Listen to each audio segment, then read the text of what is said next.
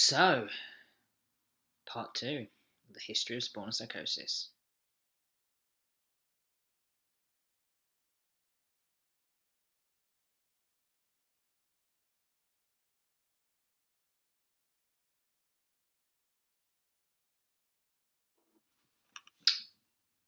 We'd done Children of Pandora, we had Feral join the band, we had Weevil join the band for bassist and backing vocals. Feral left the band, and we are now in 2011. And Drag and I have decided, we need to find another bassist. So we put the feelers out, and we eventually found RAZORR, aka the German, because he's half German. It was actually his girlfriend at the time, I think, that answered the email or the call out to, we're looking for a bassist. And we set up a meeting. We met him. We showed him what we had done so far, explained what we were about, explained like the theatrics side of things and if he was cool with that. Explained the whole drum machine thing, and it was a good meeting, and obviously he joined the band. And RAZORR had far more kind of music theory and sort of technical music knowledge than I had or Drag had, so it worked well. And he was into synths and electronic music as well, and Nine Inch Nails and all these kind of industrial acts to a point. So it was really the start of the forming of our sound, which was, well, we always said we just play what we play, but in the end, we stuck with the tagline that we now use, or still, which is industrial metal / punk. But in some ways, that isn't even a fully accurate description. So now it's me, Spawn, Drag, and RAZORR, and we've got our songs that we play live from the Children of Pandora, and we're already writing new songs. But we realised, or decided, that we really needed to get out of the local scene, because it was very restrictive for us and there were a whole load of issues with it. And I think Drag at the time was going to some gigs in London. He was seeing some various bands and trying to kind of network. But equally local to us in Kent, we'd started networking and had already done some gigs for a little local club called the Taboo Club, or club night called the Taboo Club, down in Rainham. And we came up with the idea of, well, let's do our own gig. Let's sort our own thing out in London. That will be our way of kind of exposing ourselves to London and saying, here we are Spawn Psychosis. And we pitched this idea to the people that ran the Taboo Club, who at the time were liking the idea of trying to take their little club night and do it as a big event in another venue in a place like London. So we worked with them. It was going to be like a 50-50 kind of arrangement, equal involvement organising it, and, if there were any profits from ticket sales by the end of it, of, splitting that. We had invested in a PA system, quite a big PA system, and again, because we thought, well, we can put our own gigs on now, we've got our own PA system. And we got back in contact with Graham Waller to help do the live sound for this gig. And we had a couple of bands that we networked with to play with us, and we went out and we hired the Boston Music Rooms in London. It's still there, still under that name. And we paid all this money up to do this. And it comes to gig night, and unfortunately, for whatever reasons, the Taboo Club decided that they would put on their night as usual in Rainham on the same day as we're doing this thing, which is meant to be also for them in London. So the turnout wasn't great, and financially it was a massive just money pit for us and a massive headache. But we still did the show.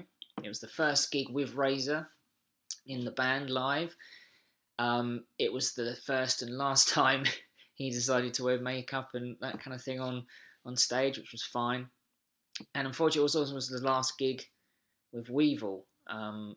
Various things, various reasons, but after that gig, we decided it wasn't working, and he left the band. So we still played the gig though, even though there was hardly anyone there, because I've always been someone that says, you know what, you got to get out there and do the best show you can do, even if there's only two people playing, because those two people listening rather, because those two people might actually become massive fans of you, and it's better doing the gig than not.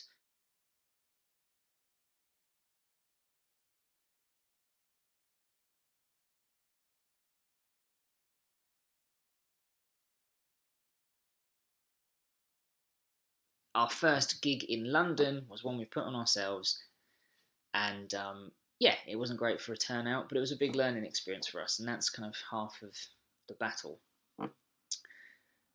But while that wasn't that great of a success, as I say, Drag had been out networking with people in London when he's been going to various kind of industrial alt gigs. And Adam had ended up networking with a guy called John the Goth, or John Briggs, as he's also known. And he and I ended up setting up a meeting with him, and we met at a pub in London one afternoon. I can't remember the name of the pub. And yeah, we basically just said to John, well, look, this is what we are, this is what we do. And I always remember John said to us, what's your plan? What's your plan? What's your 5-year plan? And at the time, we got to know and we'd watched some of their gigs, a band called Concrete Lung, who at that point were a couple of guys, industrial metal kind of act.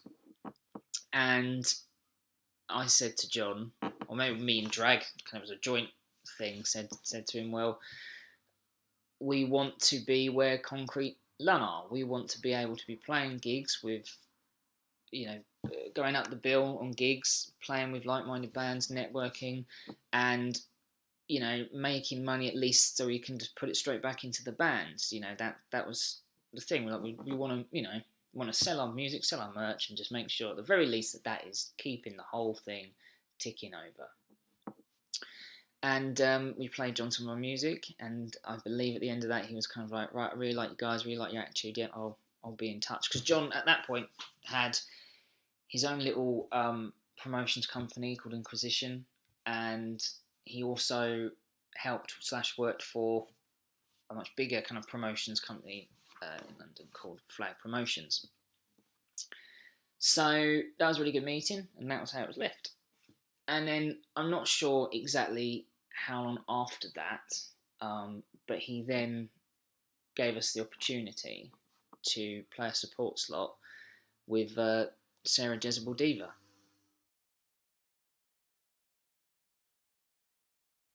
That was a gig at the Nambuka Bar, and if I'm remembering right, it was a joint thing between Inquisition and Monster Ents, or Monster Entertainment. And we were the first band on. I think there were 2 other bands, or maybe 1 other band. I really can't remember their names. It's really bad. It's been a long time ago. And yeah, it was supporting Sarah Jezebel Diva, who, if you don't know who she is, I guess she's most well known for being in Cradle of Filth for a time on, I guess, backing vocals or opera vocals. I don't really know what should be the correct term, but she used to be in Cradle of Filth. You know, she's in the Ghost in the Fog video, and that was a really cool night.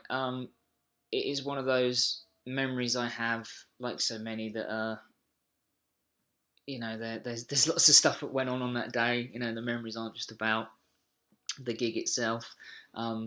Walking through London all geared up, because Drag's dad at the time was helping out as kind of a roadie. He actually was our first ever T-shirts with our green SP logo. They were actually screen printed by Drag's dad, who, yeah, was a massive supporter of the band and that, and would help out wherever he could.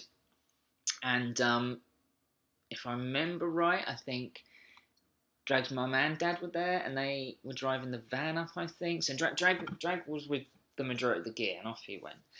And then me and Razor and our respective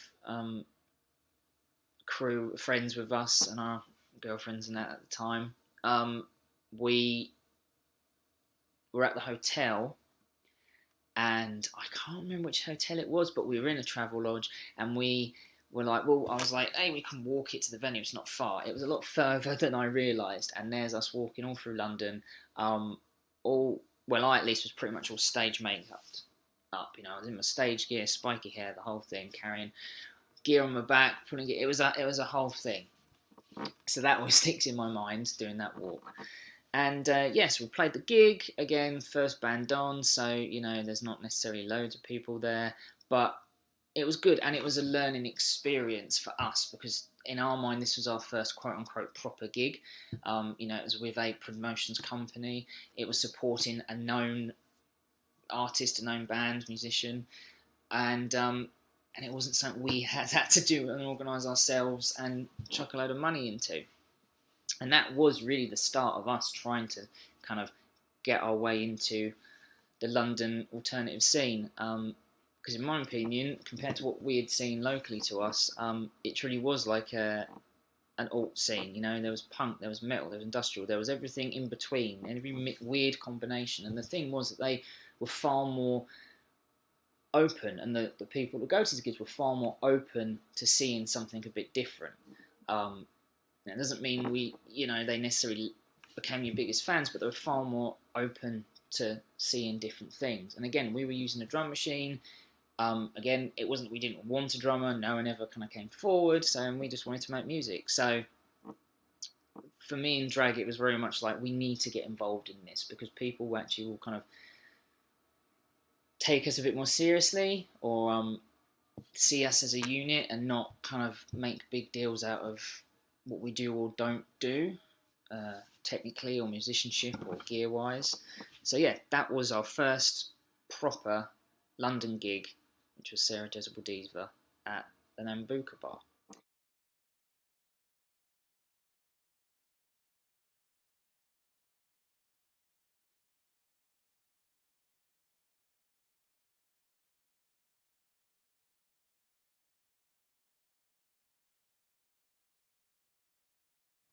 So October 2011 was when we did the Sarah Jezebel Diva gig, and we are obviously working on new material. We know our next album at this point will be called Freak Show Pandemic. We have a song called Freak Show Pandemic. And by 2012, February 2012, was the first gig we played with Flower Promotions. Flower Promotions is a well-known promotions company in London for the alt scene.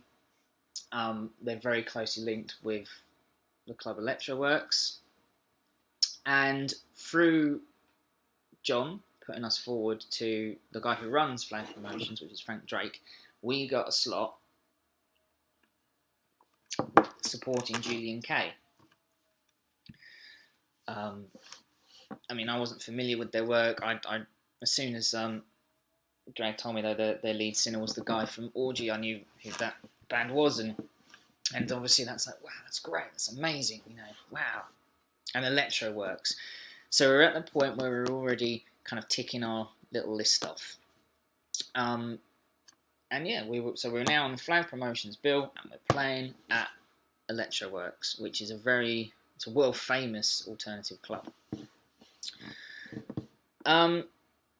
That as always was an interesting gig, as they always were with us.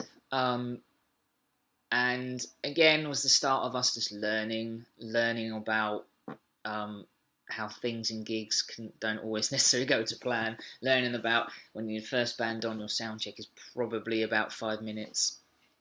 But it was the start. It was the start of our time playing with Flag and playing at Electroworks. So it's February 2012, if my memory's right, that we played with Julian Kay.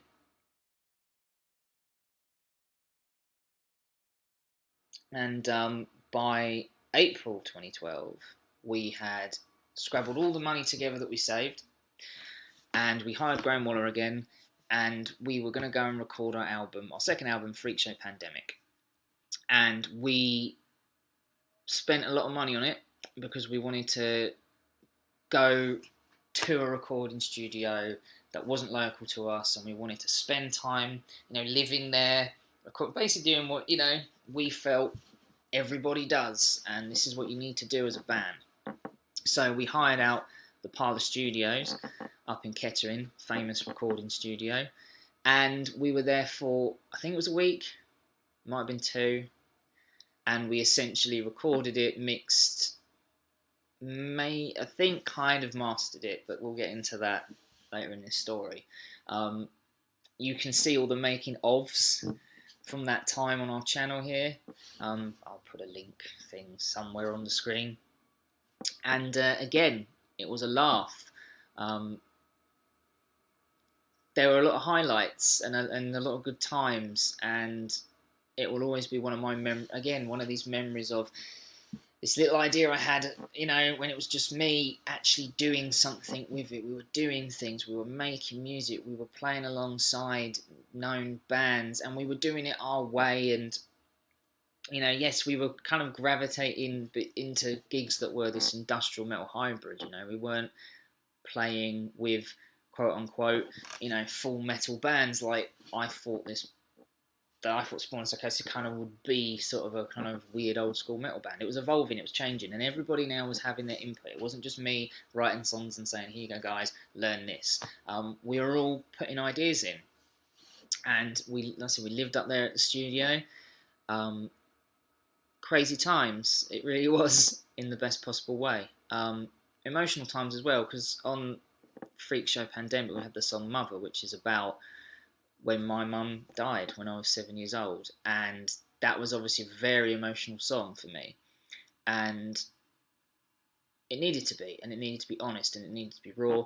And while recording it, doing the vocals, my emotions got the best of me, and I broke down.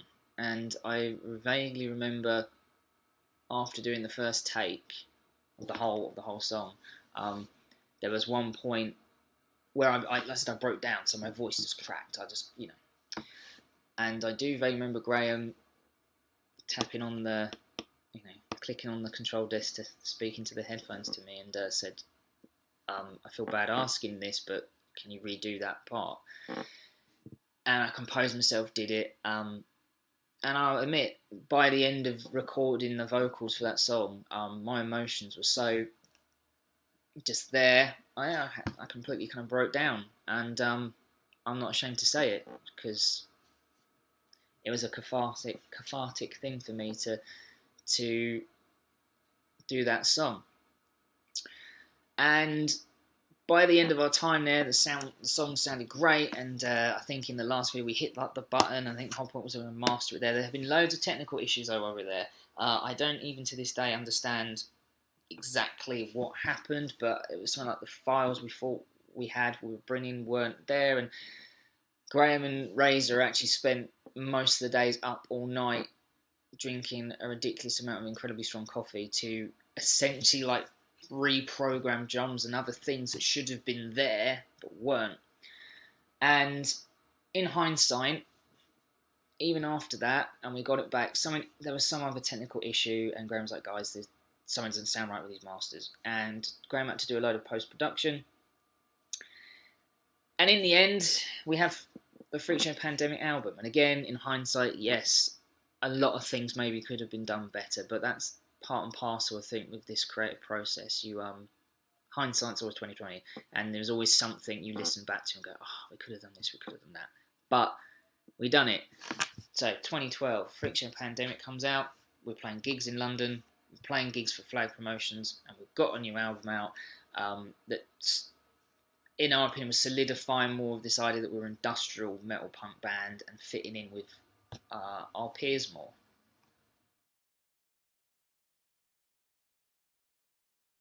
...2012 was all about the gigs with Flag Promotions, and I think all of them were at Electroworks. That kind of became our home away from home, and we were playing alongside bands that we were then networking with, and we might play with a lot of the same bands. That was the one thing now about the alt scene, perhaps, was that especially when you had a regular thing like Electroworks and Flag doing regular shows, maybe the pool of musicians to pick from was kind of shrinking. I don't know, but we played with a lot of the same people, and it was really cool. Highlights of 2012. Well, playing Club Antichrist, that was a massive highlight. And as always with us, not uneventful.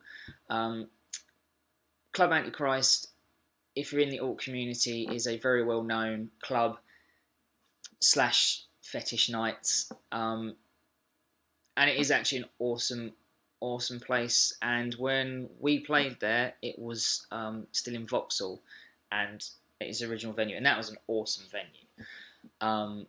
And if my memory serves, we came to play that because, again, we tried to sort of start networking with people, and we networked in some way with Dominic Void and Missy, who at that point ran Club Antichrist even, and because I think we'd gone as punters and watched some bands there and stuff, and you know, it's awesome. You know, you turn up at, like, I think doors used to open at 7 or 8 o'clock at night, and you know, kick out was 6 o'clock the following morning.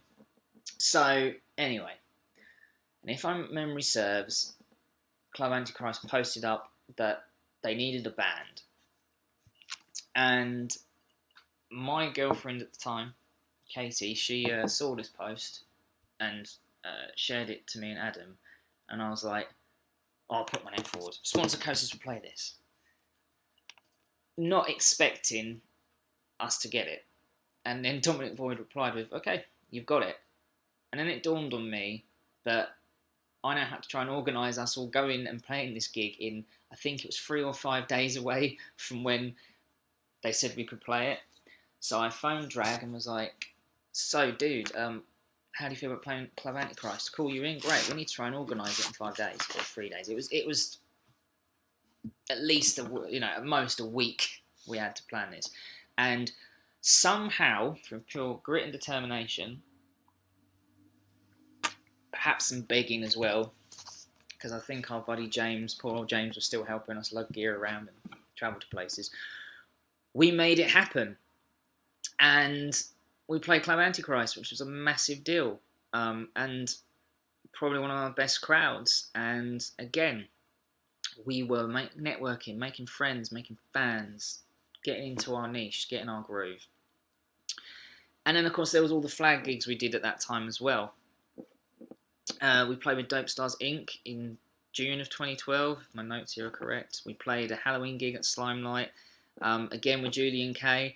And due to various things that happened through that gig, essentially we were the last band on. We played after Julian K, who were the headliners, and we played at 1, 2 o'clock in the morning instead of the 8 o'clock at night slot we were given.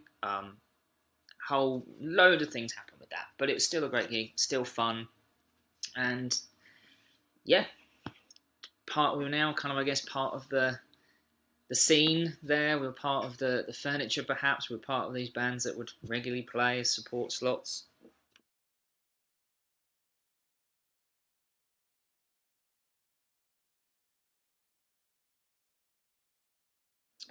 And, you know, by this point, Freakshow Pandemic is out, and we're already kind of talking, figuring out what we should do for the next thing. And we were all in agreement that we were going to take all these things we'd learned now, and we should start writing music. This was, I guess, the start of us writing music from scratch together. Because even though Freakshow Pandemic, everyone had an input, most of the tracks were kind of started by me, if I remember right. So there was already a framework, but we were like, no, we're going to start making complete from scratch music. And we decided it would be better perhaps to kind of do a stopgap release. So we decided to do an EP. And that was in 2013. Some point in 2013, we decided we're going to do an EP. But to add a little bit more value to what we were doing, I felt it would be a good idea to do a charity EP and to do it for Mind. Because mental health issues, you know, there's a reason why the band is called Spawn of Psychosis, like I mentioned in the last video. That has a lot of meanings to me.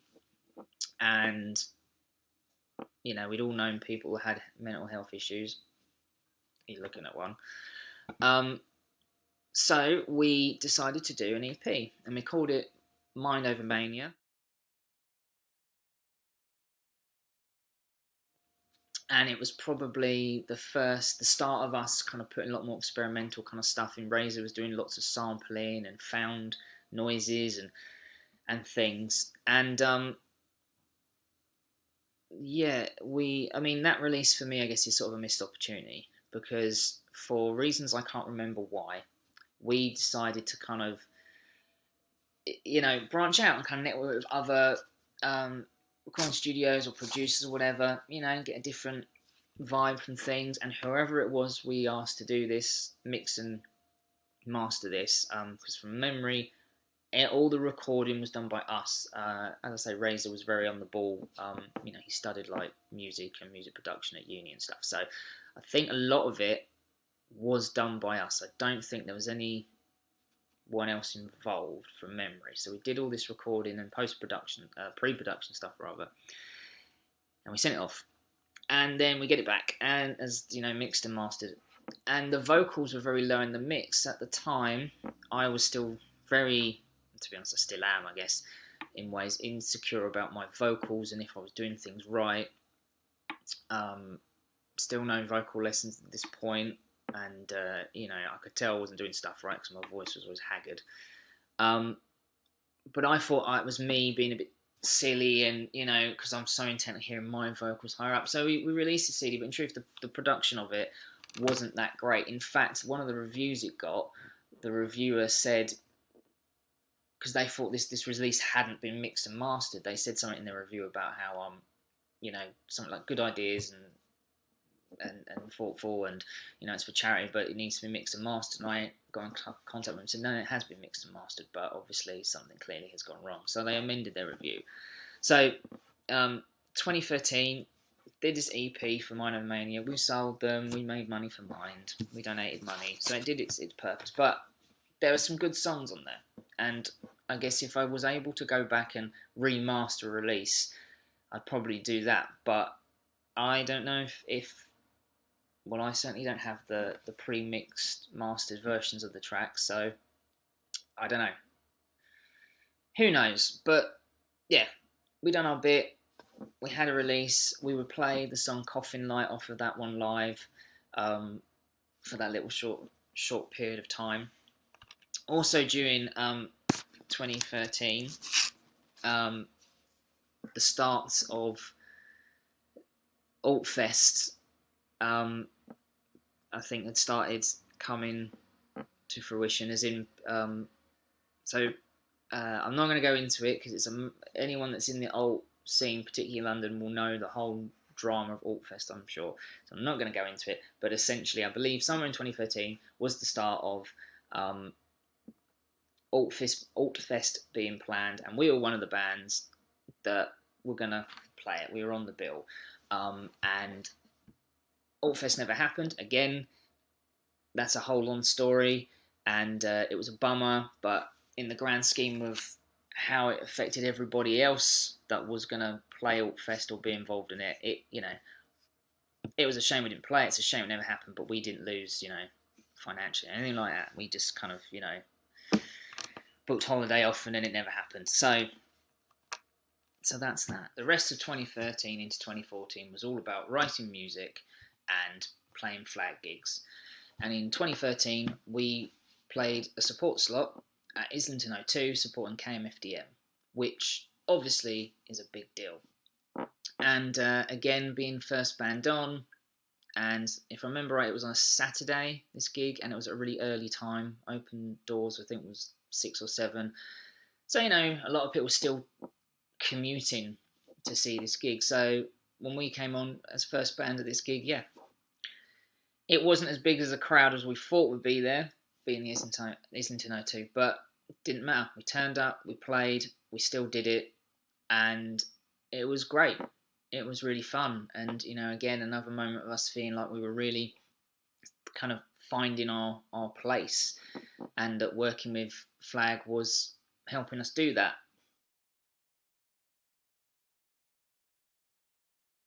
Obviously, we wanted to do more gigs and perhaps work with other promoters, but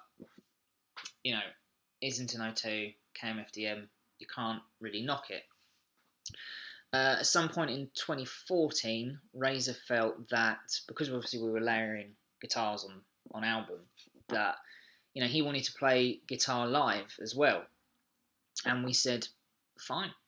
But that obviously meant that we needed to find another bassist, which we did find in KHAOSS, who was one of RAZORR's friends. He turned up to audition and it worked. And yeah, he joined the band. And this was the point where, for me anyway, we had solidified Spawn of Psychosis. It was Spawn, Drag, RAZORR and KHAOSS. We were like one family, we were brothers, we were doing this all together.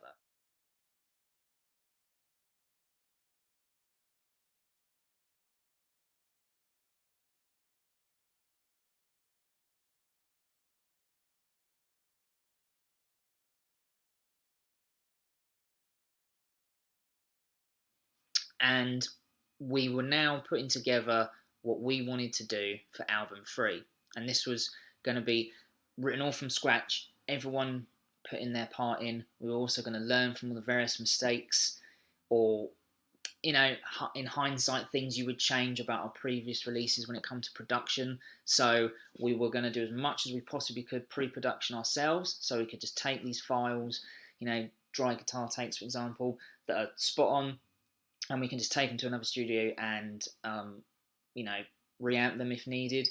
We were saving our money, going to spend our money wisely, but we wanted to really spend money on this. This next release, this third album, was going to be, you know, our real moment, I guess, solidifying all the things that happened and all the lessons we learned and stuff, all from the previous years. And stage-wise, we were kind of changing up what we were doing. We had moved away now from sort of the lab experiments, and basically each member was allowed to do as much or as little as they wanted for their stage persona. And it worked because it actually had each person to kind of craft the persona they wanted on stage. Me and Drag obviously were kind of probably the more sort of, would always kind of do crazy shit with our appearances on stage. But it was working. We were now really solidifying who we are as a band. And yeah, so during 2014, we had a focus and we had a plan. And, you know, 2015 was probably going to be the year that all these things kind of come together. And, you know, in some ways they were. But unfortunately, everything that goes up must come down.